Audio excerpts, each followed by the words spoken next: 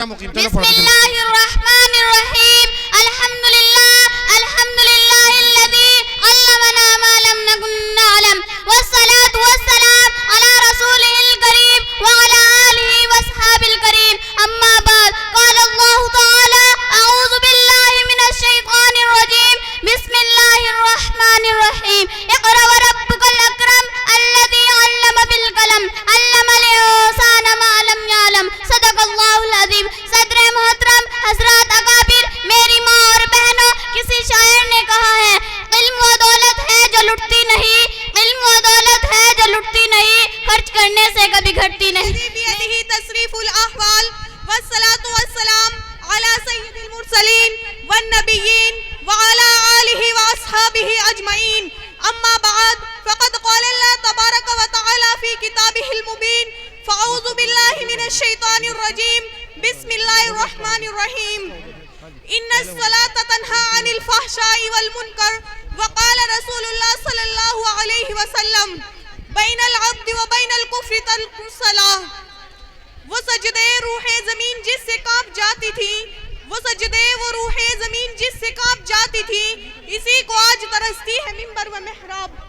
حضرات سامعین اکرام، خالق السماوات والارض نے امت مسلمہ اور اپنے حبیب پیارے محمد صلی اللہ علیہ وسلم کو بے بہا نعمتوں سے نوازا اور ہمیشہ تحفوں سے سرفراز فرماتا رہا۔ ان نعمتوں میں سے ایک اعلیٰ و عرفہ تحفہ نماز کا تحفہ ہے۔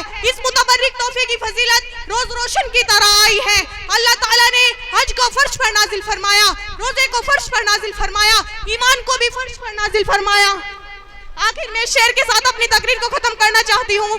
پڑھ نماز پنج گاہ نہ کر کوئی بہانہ، پڑھ نماز پنج گاہ نہ کر کوئی بہانہ، اسی میں ہے تیری جنت ورنہ دوزخ ہے تیرا ٹھکانہ۔ وما علینا الا البلاغ۔ آباد پیدا ہوئے تو باپ کا سایہ اٹھا دیا، گھٹنے چلے تو دادا آدم کو روانہ تھا، چلنے لگے تو مادرام ہو گئے جدا، ہر ایک سایہ سر سے ہی اٹھتا چلا گیا۔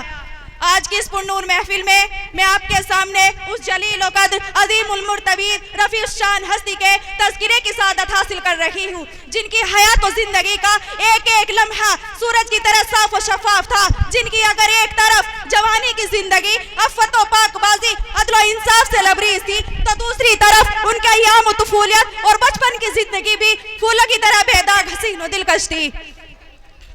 جو یتیم بن کر دنیا میں تشریف لائے لیکن سارے یتیموں کے امام بن گئے، جن کی ولادت سے قبل ہی باپ کا سایہ سر سے اٹھا دیا گیا تھا، گھٹنے چلے تو ماں کی ممتا اور اس کی میٹھی میٹھی آواز سے محروم کر دیے گئے تھے، لیکن قربان جائے آمنہ کے لال اور عبداللہ کے دھرے یتیم پر، جن کی آمد پہ لاکھوں سلام، جن کی ولادت پہ لاکھوں سلام، جن کی نبوت پہ لاکھوں سلام، جن کی رسولت پہ لاکھوں سلام، جن کے قدموں میں سو جان قربان۔ پوری تاریخ انسانیت میں آپ کی کوئی مثال نہیں ملتی، اور ملے بھی کیسے؟ قدرت نے آپ کا ثانی کسی کو پیدا نہیں کیا، بلکہ پیدا ہونے کے بعد وہ سانچہ ہی توڑ دیا گیا تاکہ کسی کو ثانیت کا شک ہی نہ ہو سکے۔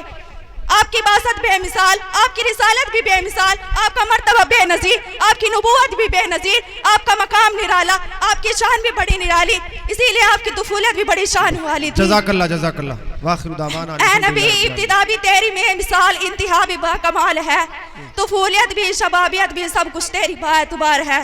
واخر دعوانا الحمدللہ رب الرحیم الحمدللہ الحمدللہ والصلاة والسلام علی اہلہا اما بعد۔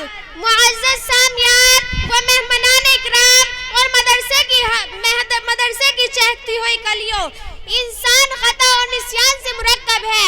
کوئی انسان یہ دعویٰ نہیں کر سکتا کہ اس سے کوئی غلطی نہیں ہو سکتی، کسی قسم کا گناہوں کو صدور نہیں ہو سکتا۔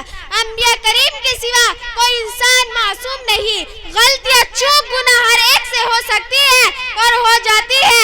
گناہ ہو جانا حیرت انگیز نہیں، لیکن گناہوں پر اصرار کرنا اور گناہوں پر اڑے رہنا حیرت انگیز بھی ہے۔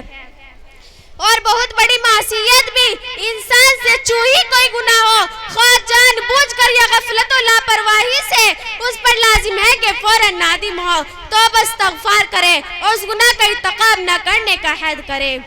میں اس شعر پر اپنی تقریر ختم کرنا چاہتی ہوں۔